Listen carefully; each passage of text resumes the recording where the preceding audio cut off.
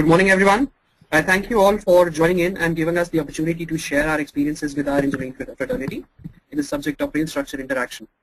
We hope that this webinar will prove beneficial for all of us and we can take up these learnings and experiences towards further development. Today we are here to present our experiences with MIDAS rail structure interaction module, to present the simulations we have performed and our suggestions to MIDAS for further development of this module for benefit of both railways and bridge engineers. Let me first introduce myself. Myself, Akshay Vahal, and my colleague, Mr. Nitin Mittal, belong to the EDRC department of L&T Constructions, erstwhile L&T ECC. We will discuss about L&T Construction and EDRC department briefly in the following slides. Both of us will guide you through this webinar today, as we have been involved in extensive research on this subject and have successfully completed some projects on rail structure interaction. So we begin with a brief introduction of L&T Construction. Of course, most of you must be aware of who we are and what we do. Then we move on to discuss the basics of rail structure interaction, although the same has been covered in the previous webinar on 28th May, but we feel that it is important to make some statements towards the same for better linkaging of these concepts to the present webinar. Then my colleague Mr. Nitin Mittal will take over for describing the reference project of Delhi Airport Line and the live project that we have worked upon using MIDAS Civil. And finally, we shall state some requests on behalf of L&T and all the engineering fraternity to MIDAS for further development of certain features in this rail structure interaction module. So here we briefly introduce our company, L&T Constructions. As you all must be aware that L&T Construction belongs to the Larsen & Toubro Group, which is more than 70-year-old company operating in various diversified business segments such as technology, engineering, construction, manufacturing. L&T Construction operates in 5 business verticals, namely heavy civil, building and factories, transportation infrastructure, electrical and automation, and power transmission and distribution. Mr. Nitin Mittal and I belong to the domain of transportation infrastructure. Transportation infrastructure deals with railways, roadways, runways, and our EDRC department belongs to the railways business.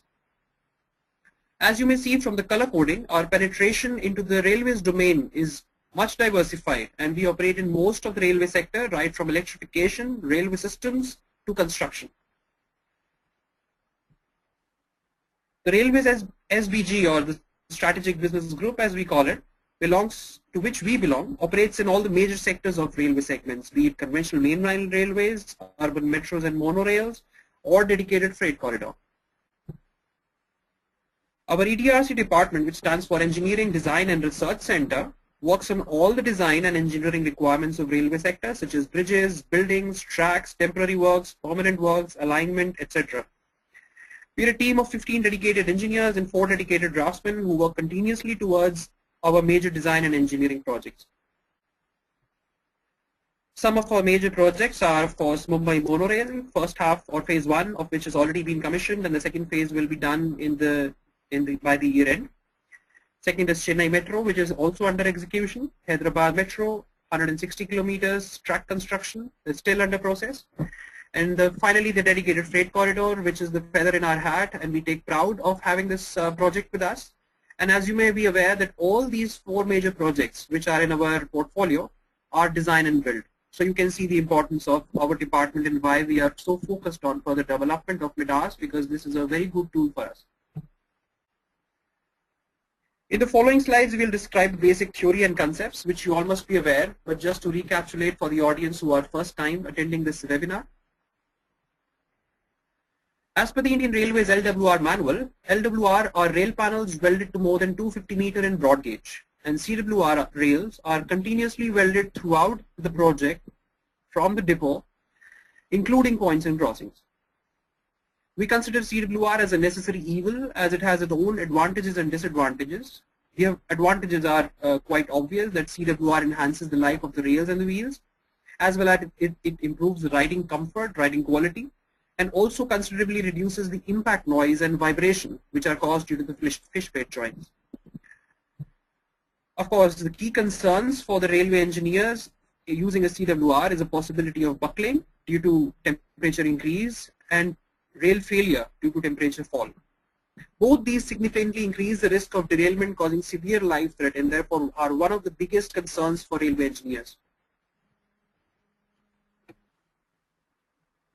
Now, introducing a bridge under a CWR increases the complexity of design, as the bridge itself is prone to movements and deformations.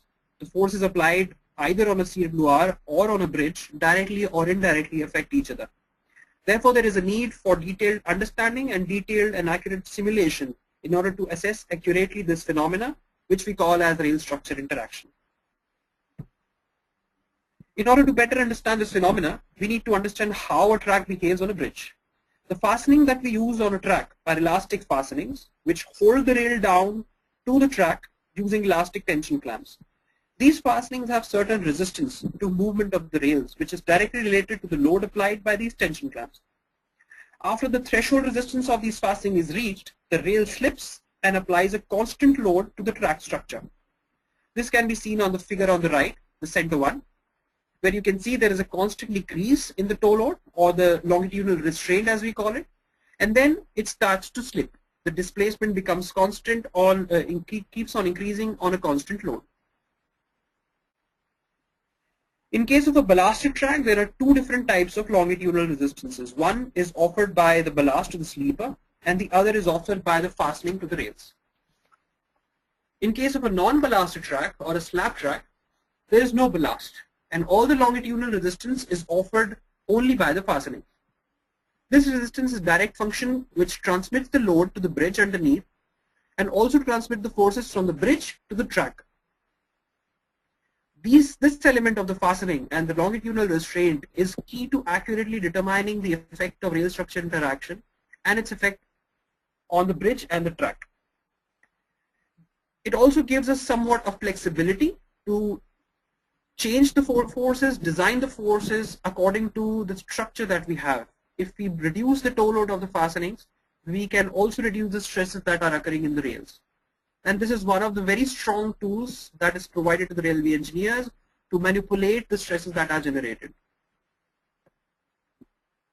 From the bridge point of view, there are several considerations such as static arrangement or span arrangement of the bridge, the bearings, support, bending of deck, etc.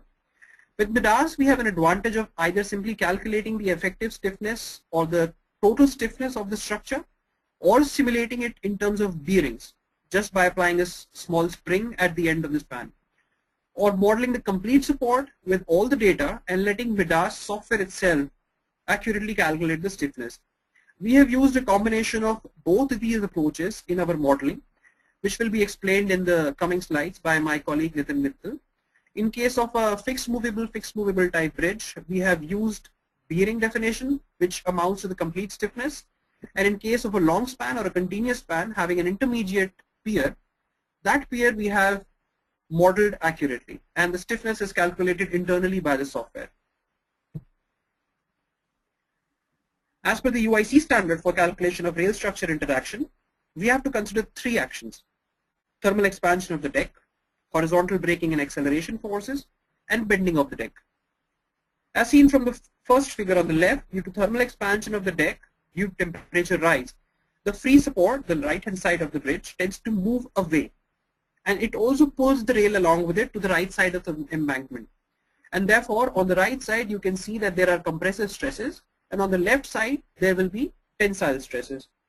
The same phenomena happens also in case of braking and acceleration, the only difference being that the forces are being transmitted from the rail to the deck, which is opposite in case of thermal, where the forces are transmitted from the deck to the rail. On the right hand side figure, it can be seen that when the bridge bends along its neutral axis, the upper end of the deck moves inwards due to reduction in length, and lower portion of the deck moves outward due to increase in the length. This again leads to longitudinal movement at the rail level, thereby causing additional stresses in the rails. As per the UIC, we have to check these effects of rail structure interaction in both SLS and ULS cases. In ULS, we check for maximum tensile strength and compressive strength, or stresses which are occurring, and compare it with the strength of the rails. These strength parameters are also defined by UIC. For example, in additional compressive strength that is allowable is 72 Newton per mm square, and the maximum permissible additional tensile stress is 92. Why we call it as maximum additional is because these stresses are generated solely because there is a bridge present underneath the track. In case of a standard track, whatever stresses are there they are no longer a concern for us. Only the stresses, additional stresses which are generated because of the bridge, these values are the limiting factor for those. For SLS, principal checks are related to deformation, which leads to deconsolidation of ballast and thereby increasing need for maintenance. For our case, when we did the metro project, we did not have to check for SLS cases because this is not relevant for non-ballasted track, and metro projects are all non-ballasted. Now, the accuracy of rail structure interaction depends on the computation analysis that we use. Both UIC and MIDAS adopt a separate and staged analysis approach. This has already been discussed in the previous webinar by Bodhi Rudra. In separate analysis, the stresses due to the three actions discussed earlier are separately calculated and added to obtain the summation of stresses. In staged analysis, the thermal loads are applied and then the train loads are applied. The former analysis method is more likely to give more conservative values of stresses. This is explained in the next slide. As you may see from the figure on the left, in separate or simplified analysis, the loads applied cause deflection in the rails on the longitudinal direction.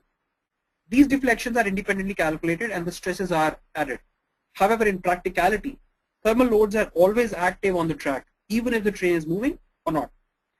This means that the rails are already breathing, irrespective of the train. Therefore, the threshold limit of the fastening system, which we discussed in the beginning, has already partially been realized by the thermal loads itself. Now, when the train moves and applies further loads over and above the thermal loads, the remaining threshold limit of the fastening system is also utilized, thereby causing a slip. This leads to the fact that the rails are now slipping over the fastenings and the constant load is being applied. There is no increment of load because of the increase in the loads due to train loads. Whereas in the second case, you can see that the forces due to temperature are applied first and then the train loads are added, and therefore this gives us the more accurate calculation of stresses compared to the simplified analysis. For computation analysis, we can list the basic input requirements for simulation. For the bridge, these are bearing details, dimension and properties of the pier and deck, elastic properties of the deck, height of the deck, neutral axis of the deck, lateral and bending stiffness of the foundation. Further to this, loaded and unloaded longitudinal resistance of the fastening, the rail sections, train loads, etc. We can provide all these inputs in the rail structure interaction module of MIDAS to very easily create the various models and simulations. This will be explained by examples of our two projects in the coming slides by my colleague. Now we move on to the two models that we have generated using MIDAS Civil. One of these models was for Delhi Airport Express, Metro Express project, which was one of my previous design projects, for which the simulations were conducted by our design consultant using their own proprietary software. We tried to carry out these simulations on our own and compare the results with the existing report to ascertain the correctness of modeling through MIDAS. I now hand over to my colleague, Mr. Nitin Mittal, to take over the description of what we did and how we did.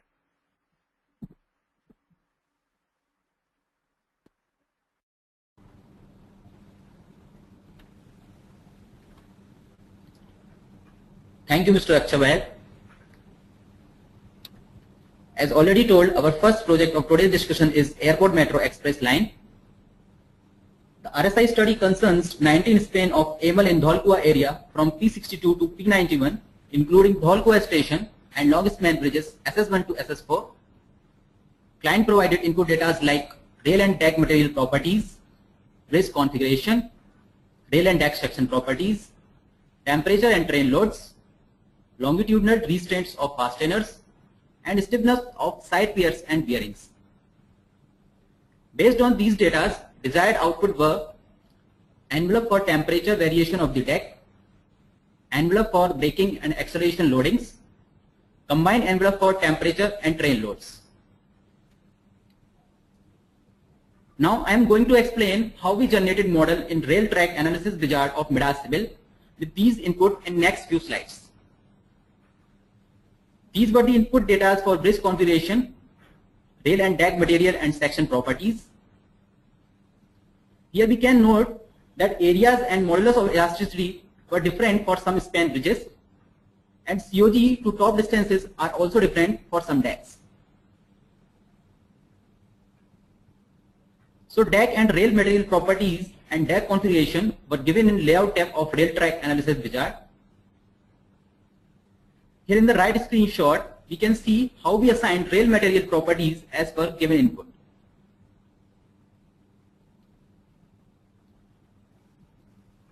As areas were different, we assigned 3 general sections named 4.192, 1, 9.137 as shown in left screenshot. Assignment was done with help of input data like area and moment of inertia as right screenshot.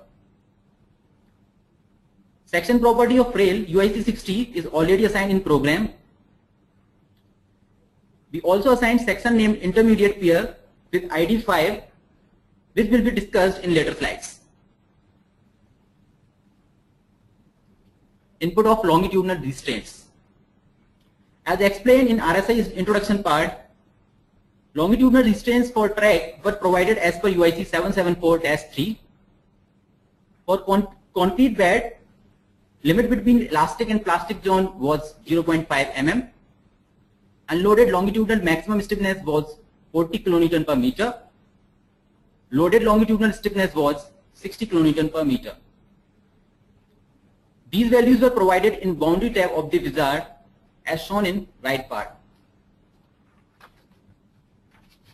Here in this screenshot, this can also be noted that only one value can be assigned for horizontal point spring data. I shall explain in later slides how we define different values. Now coming to input of loads. Differential temperature in deck was 25 degrees Celsius. Vertical load was calculated on the basis of number of car in train, length of car and value of force transmitted by one car, which is 27.2 kilonewton per meter. Kilonewton. Braking and acceleration load was taken 18% of vertical load as per UIC.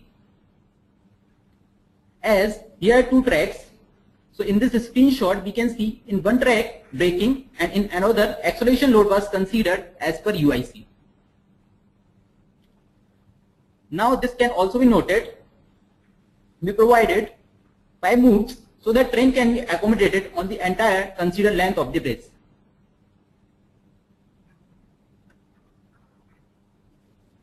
Program breaks the entire considered length of the bridge in a small element length. Here element length was given as 1 meter for higher accuracy and as per recommendation.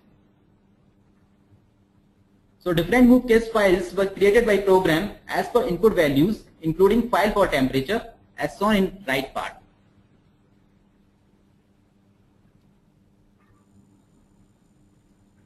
Input of span intermediate bearings. As there are some long span bridges in the scope of the problem, as explained earlier, which contains some intermediate bearings. For that, bearing stiffness was provided as input. From that, average heights and section properties were calculated as shown in this Excel sheet.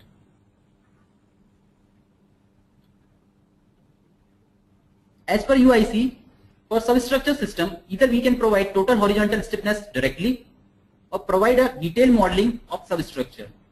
So what we did here, we provided detailed modeling in case of intermediate bearings. So column has been assigned as beam members. For that, firstly nodes were introduced by node table in each move case file, as shown in this screenshot. Supports conditions were assigned by support tables. Rigid link between deck and bearing provided by elastic link table. These are some screenshots of actual simulations. Section properties were assigned by element table for each move case file and temperature load file separately. Here in the lower rows of right screenshot, we can see section ID is 5 for intermediate pairs, which we assigned initially at the time of assignment of section properties.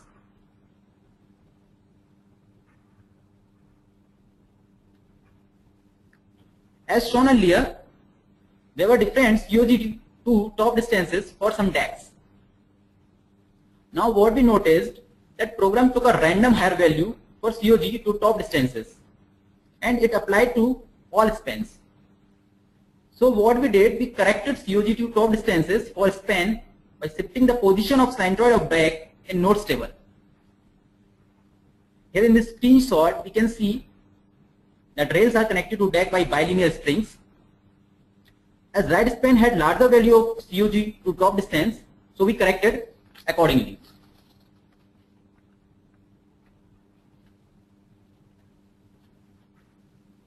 Input of side pier and bearing stiffness. Stiffness for side pier and bearings were given is as per data provided by civil bridge designers. Total side stiffness was calculated as shown in Excel sheet for temperature and train load separately. Here stiffness for train load and temperature load is calculated separately because shear modulus for short-term effect is considered as twice the shear modulus for long-term effect as per UIC 772-2.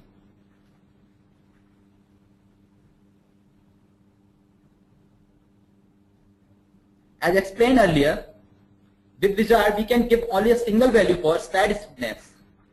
So again, we use point spring table for assignment of different values.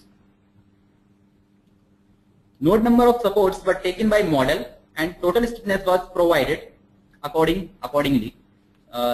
This is the screenshot for that simulation. So we can see how this table features in Midas gives us much more flexibility for providing inputs.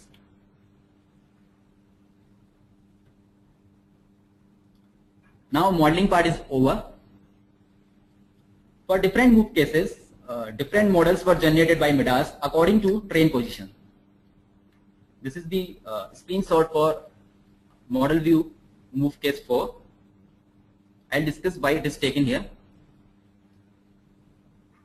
Coming to extraction of results. This was done by beam stress table as shown in left screenshot. What we did is we noted element number from model and extracted the results for axial stresses in rails for each move case file separately, so that output envelopes can be developed in Excel sheet.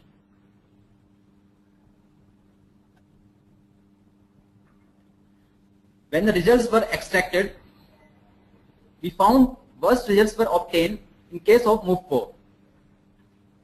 These are some axial stress diagram given by Midas for different actions.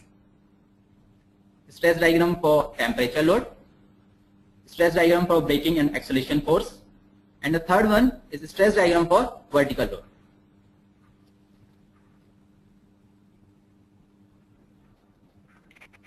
Development of outputs. We developed output envelopes in in-house Excel sheets. As per UIC, most unfavorable situations should be considered taking into account positive or negative temperature variations and different positions of the trains traveling along the bridges. These envelopes are based on same logic. Here this envelope shows stresses in rail due to temperature load only.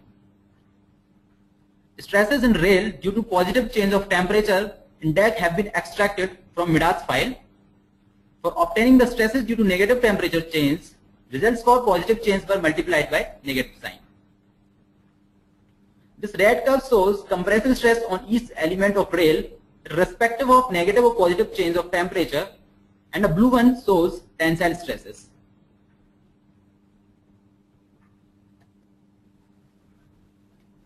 This is the envelope for stress in rail due to acceleration and vertical load. See, although we got worst case results in case of move 4, but here red curve shows maximum compressive stress for a particular element irrespective of train position, and the blue one shows tensile stresses.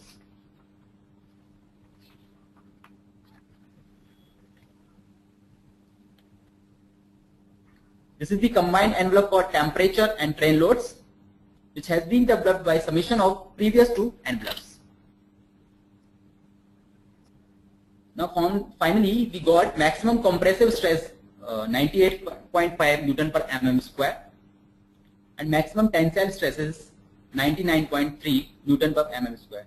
See, these are the burst stress results for which we have done all the RSI analysis for this particular project.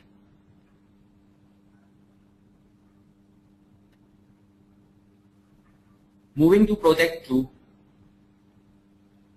Hyderabad Metro is one of the projects that we are currently doing, and it is a complete design and build project as told by Mr. Akshay Bahl.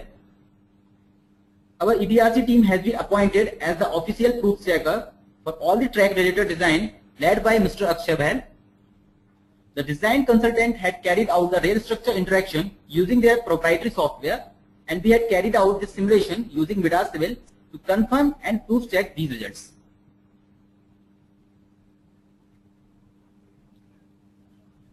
The RSI study for this project concerns corridor 3 between piers C3NGHP16 and C3HT5 TP5, including Hapsigoda station.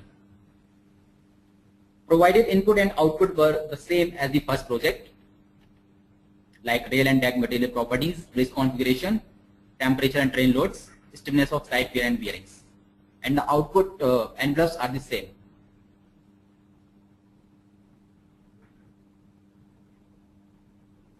Material properties and section properties were given for the rail and deck section as shown in this diagram.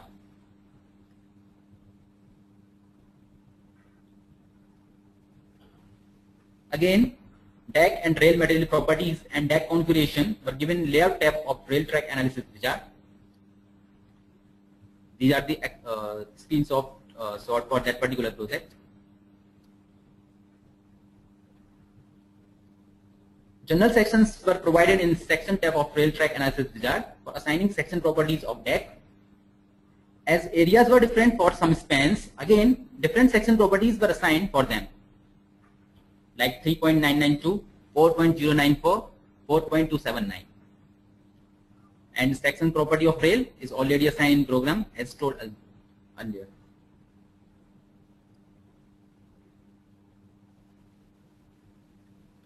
Values of longitudinal restraints were given from UIC 7743, similarly as first project in boundary tab. Input of different loads. Differential deck temperature was 25 degrees Celsius. Vertical load was 32.23 kN per meter. Braking and acceleration load was again taken as 18% of vertical load as per recommendation. As the train length was 126.6, so we gave 12 moves in move load data in order to get highly accurately results and highly accurate stresses.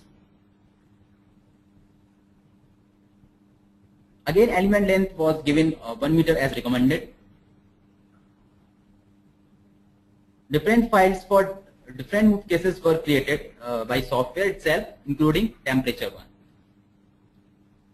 In this right screenshot, we can see we got 12 move case files, one simple train file, and one simple temperature, which is for temperature loads.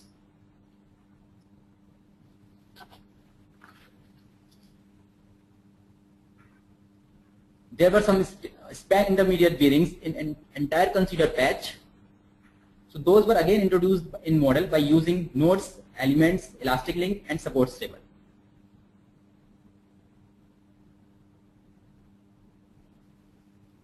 Manual corrections of COG to top distances. This were again done as per the first project because program took a random higher value for COG to top distances.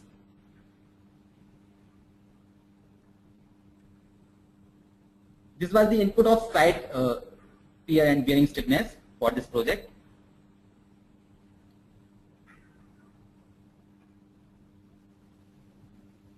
Total stiffness was provided by point spring support table and by taking nodes number of support table from model.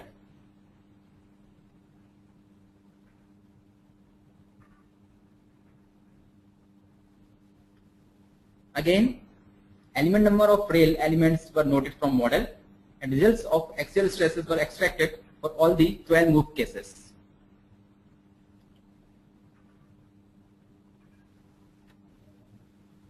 Move 5 was the burst move case, and these are the axial stress diagram for the same.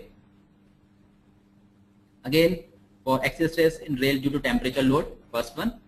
Second one is for axial stresses in rail due to braking and acceleration force. And the third one is for axial stresses in rail due to vertical load.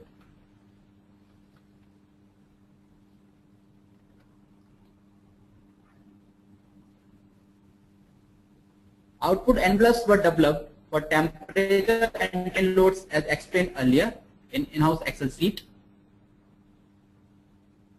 First one is for stresses in rail due to temperature load only. And second one is for stresses in rail due to train loads only.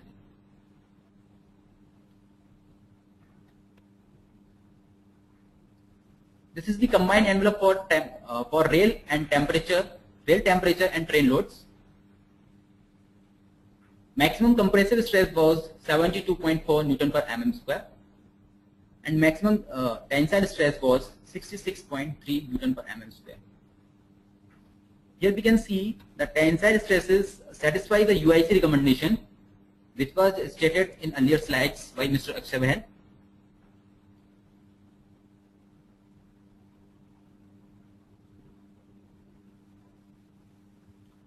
Recommendation for rail track interaction wizard. These are the some points based on our experiences while we went through the RSI analysis for different projects. So I shall state some requests on behalf of L&D for further development of RSI wizard in next slide. First point, which we also discussed during modeling of projects, is manual correction of COG to top distances, which is highly time consuming. We want Midas to correct this modeling error. By current wizard, we can generate models train moving in opposite directions. In order to get worst possible case, we want both train to move in same direction.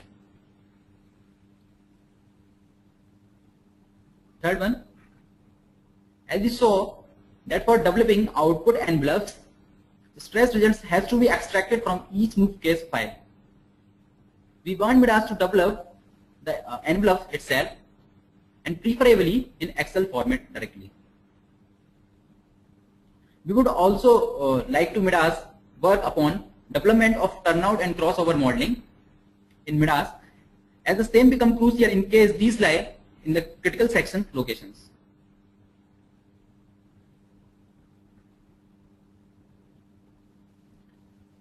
This is the information regarding upcoming webinar on June 10th. Again, Bodhi Rudra will be telling us about rail track analysis wizard, analysis, separate analysis and complete analysis. And the most important thing, he will be discussing about post-processing results, how we can extract the results from the given files which we developed during the modelings.